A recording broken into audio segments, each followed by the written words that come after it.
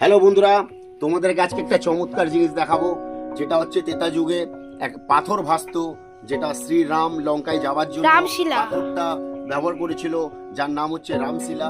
তো আজকের হয়তো সেই রামশিলা আমার হাতে এসছে, বা হয়তো কোনো কারণে আমি পেয়েছি উপরওয়ালার দয়াতে, সেটা আজকে তোমাদেরকে আমি দেখাবো। এই যে রাম লিখেছি, শ্রীরাম, জয় শ্রীরাম। চলো তোমাদেরকে দেখাবো, একদম চোখে, একদম নিজের চোখে দেখবেন, একদম হাতে নাতে ধরা পড়বে।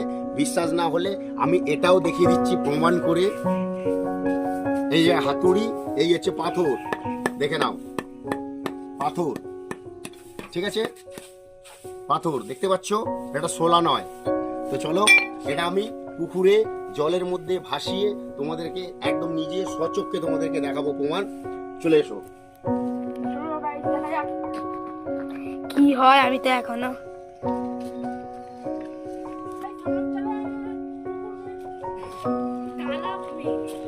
চলে এসো, দেখে নাও। এই যে এটা পুকুর, আমাদের এখানকার আশেপাশের লোকাল পুকুর। তো একবার আমি বলে দিচ্ছি, প্লিজ তোমরা একবার জয় শ্রীরাম বলবে দেখার পরে অবশ্যই, আর কমেন্টে জানিও জয় শ্রীরাম বলে, ঠিক আছে? যারা রাম ভক্ত আছো, প্লিজ আমার অনুরোধ রইল, তোমরা প্লিজ প্লিজ অন্তত একবার জয় শ্রীরাম বলে যেও কিন্তু, প্লিজ গাইস। চলো তোমাদেরকে দেখাচ্ছি, দেখো, জয় শ্রীরাম, জয় শ্রীরাম। দেখে নাও, এই যে পুরো ডুবিয়ে দিলাম, দেখে নাও, দেখো দেখো গাইস, তোমরা দেখে নাও, নিজের চোখে দেখে নাও, দেখো রামশিলা। গাইস তোমরা দেখতে পাচ্ছ রামশিলা ভাসছে, কোন ত্রেতা যুগের পাথর,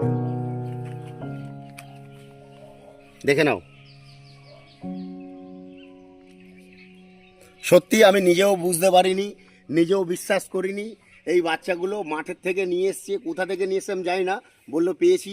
তো আমাকে দেখাতে বললো যে মামা এই পাথরটা আমরা এমনি খেলার বিষয়ে পুকুরে ফেলছিলাম, কিন্তু ফেলতে পারিনি, ফেলেছি কিন্তু ভাসেনি, ডোবেনি, ঠিক আছে?